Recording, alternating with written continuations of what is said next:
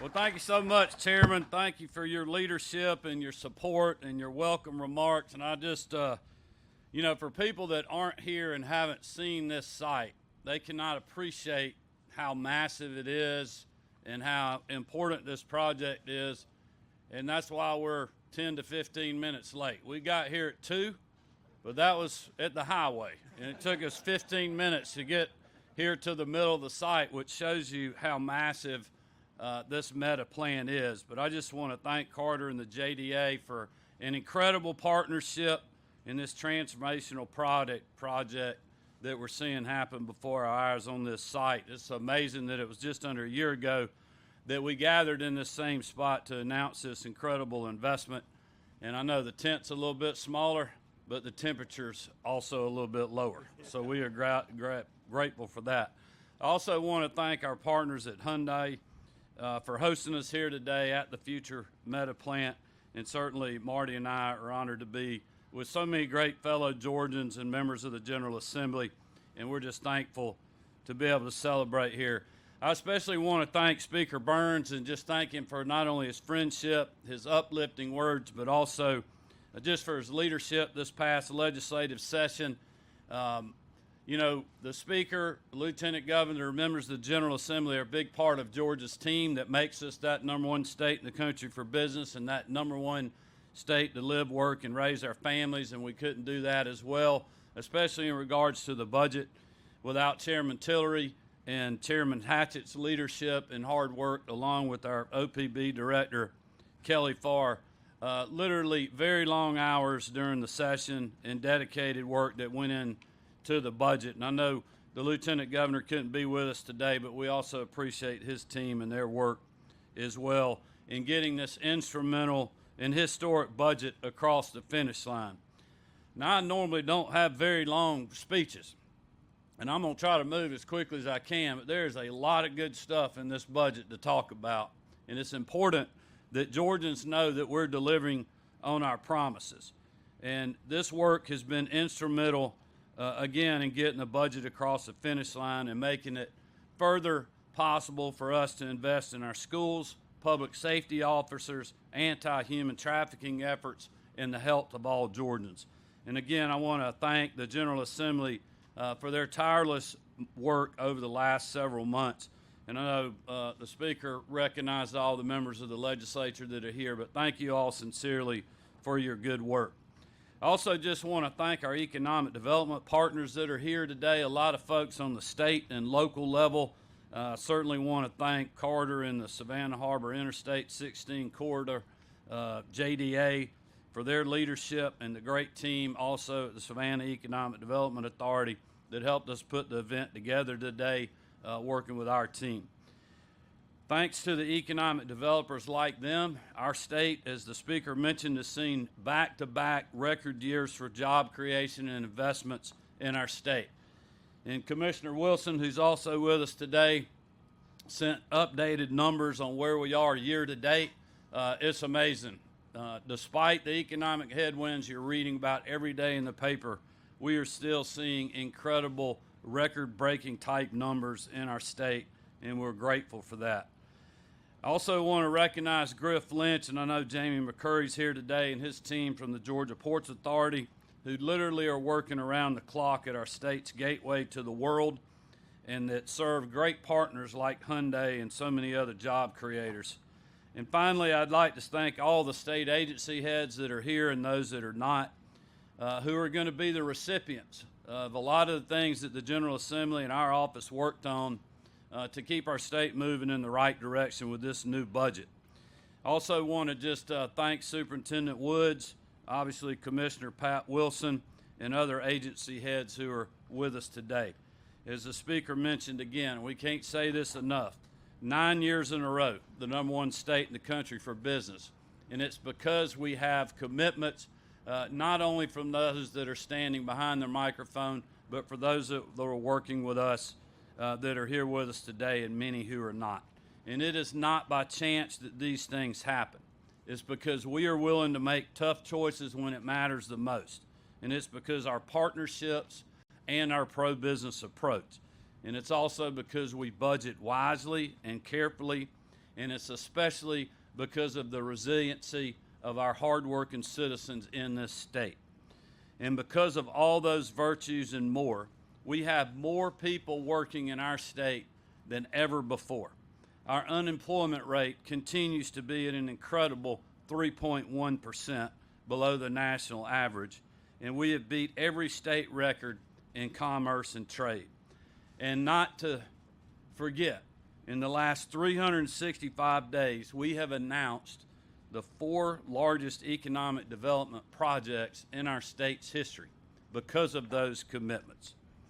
The largest of those projects has taken place right here where we're standing, thanks to Hyundai's decision to bring 8,100 jobs and over $5.5 billion of investment in this region.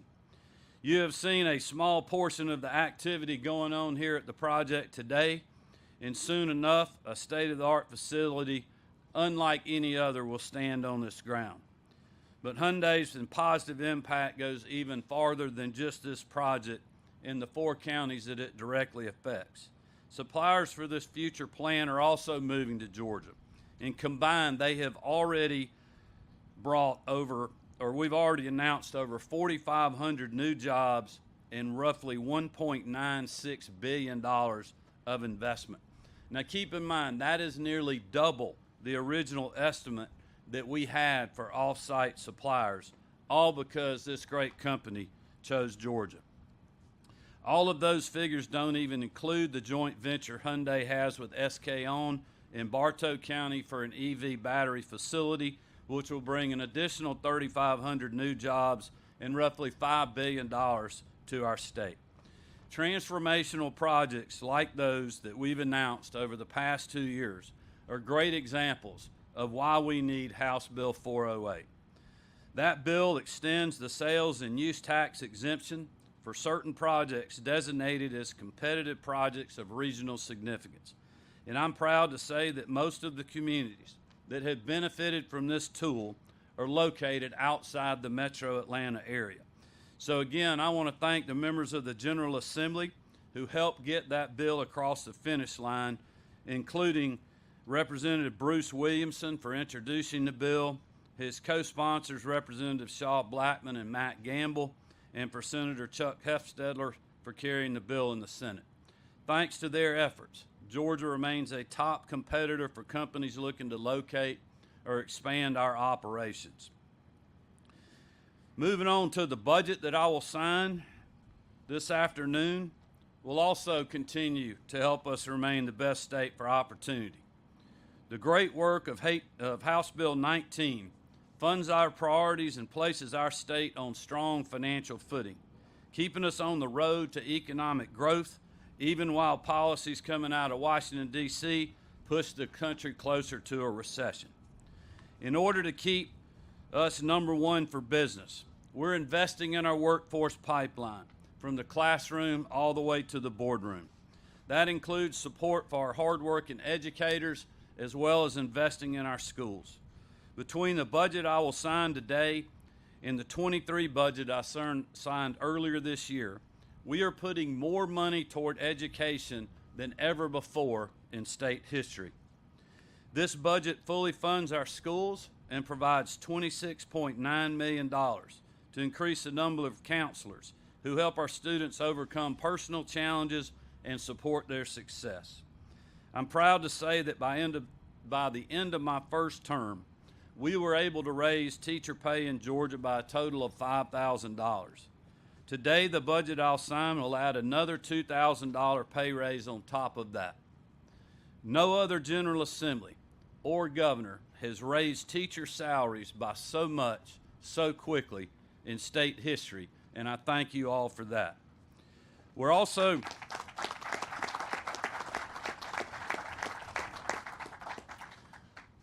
making history by restoring the Hope Scholarship and grant programs to their full promise, covering 100% of tuition at all public university and technical college institutions.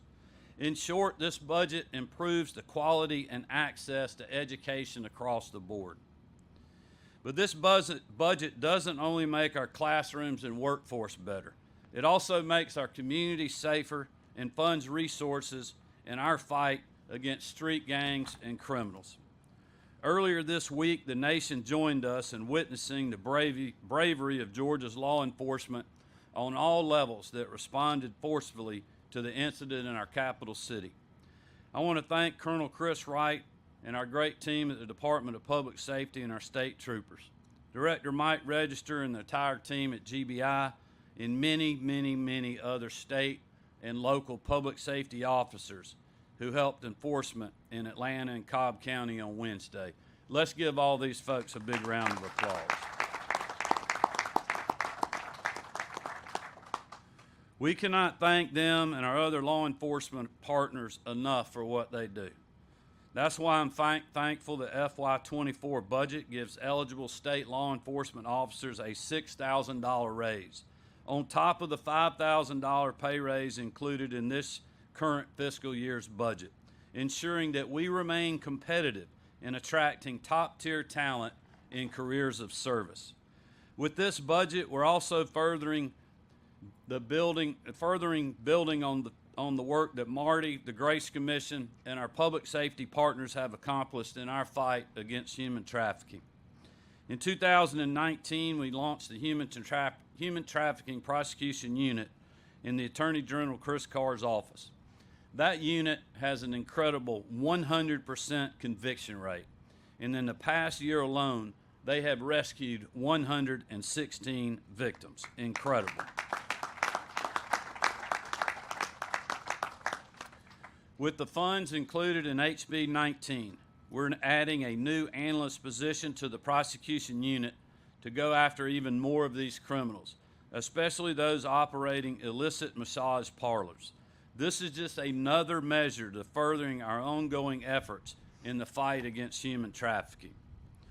We're also not resting on our laurels when it comes to making Georgia a healthier place to live, work, and raise a family. Bringing innovative solutions to our healthcare system has always been a top priority of my administration. And that's why this budget includes $52 million in funding to help us launch the Georgia Pathways to Coverage program. This common sense, sustainable approach will offer Medicaid to tens of thousands of able-bodied, low-income Georgians who would not otherwise qualify. And our team is hard at work to ensure we successfully launch that program on July 1st of this year. And to make sure Georgians in every part of the state have quality care, including our rural communities, we are investing in our healthcare workforce. Last week, I signed SB 246, which establishes a student loan repayment program for certain nursing instructors, helping us address the shortage of qualified nursing educators and growing the pipeline in this high-need profession. This budget provides the funding for that program, and I look forward to its impact. Now keep in mind, these are just a handful of the benefits that Georgians will soon see because of this budget. So again, I want to thank everyone here and elsewhere who helped make these investments possible. Georgia continues to be the best state to live, work, and raise a family because we have prioritized education, public safety, health care, and economic development, even in the face of truly unprecedented times. Today's legislation builds on those priorities to make us even more strong and more prosperous. So again, I want to thank Chairman Hatchett, Chairman Tillery, Speaker, Lieutenant Governor, and all the members of the General Assembly for their broad bipartisan support on this great piece of work. And we are honored to move to the table now to sign both of these pieces of legislation, and we'd like to ask anyone who wants to join us to please come and stand with us. So with that, we'll move to the signing. Thank you all for being with us.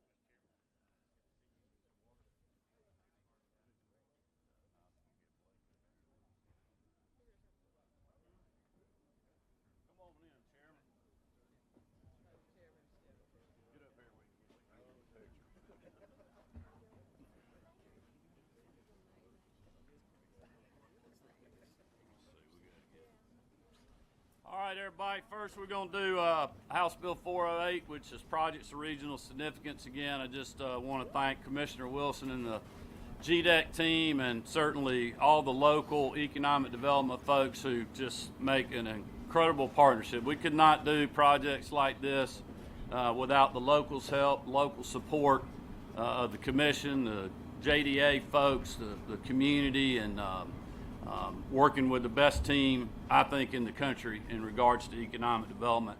But we can only do it when we have tools like this, and I just want to thank all the members of the General Assembly and the leadership for their support on this effort this year. It's an honor to sign House Bill 408.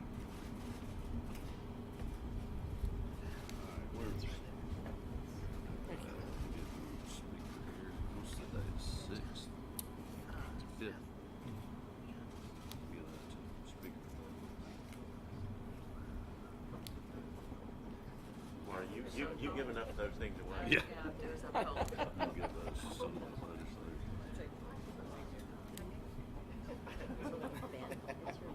He's getting a set of 12. He's going to have a dinner party. Good Chairman Ginn one. He's a economic development guy.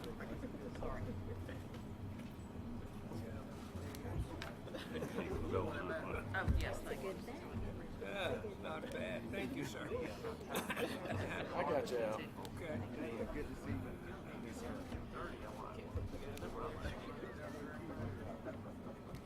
Al, it's always a good day to be in rural Georgia. Thank you, sir. We really agree. All right. Congratulations, everybody.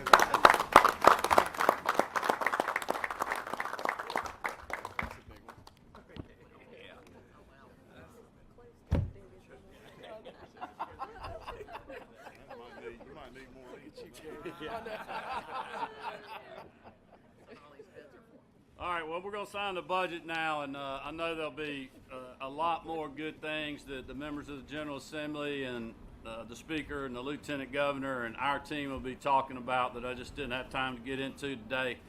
Just an incredible amount of work from the folks standing behind me. Another incredible budget for our state.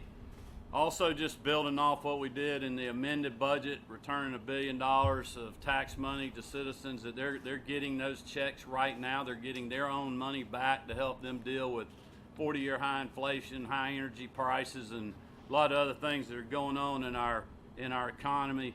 $1 billion worth of property tax relief, and quite honestly, just fully funding state government. And I just want to thank again Speaker Burns, Lieutenant Governor Duncan, Chairman Tillery, and Chairman Hatchett. Just incredible amounts of time, especially from our Appropriations Chairman on the budget, working with our team, Director Farr at OPB, and we are looking forward to continuing to have fruitful relationships in the future. But it's because of this teamwork that we are able to be on sites like this and do what we're doing with this budget.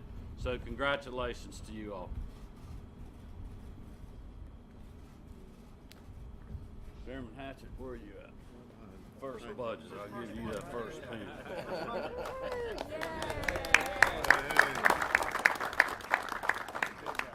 Chairman Tillery, thanks, sir.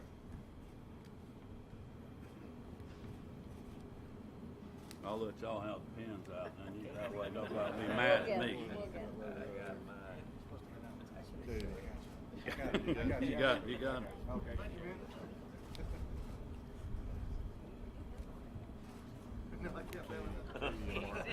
You worked too hard on that. Marcus, you got one. We got one, Marcus?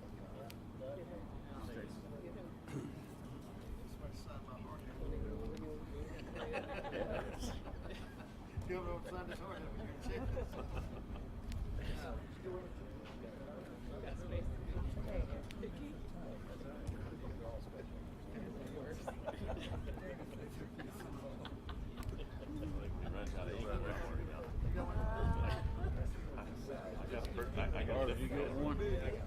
All right. Congratulations, y'all. That's great.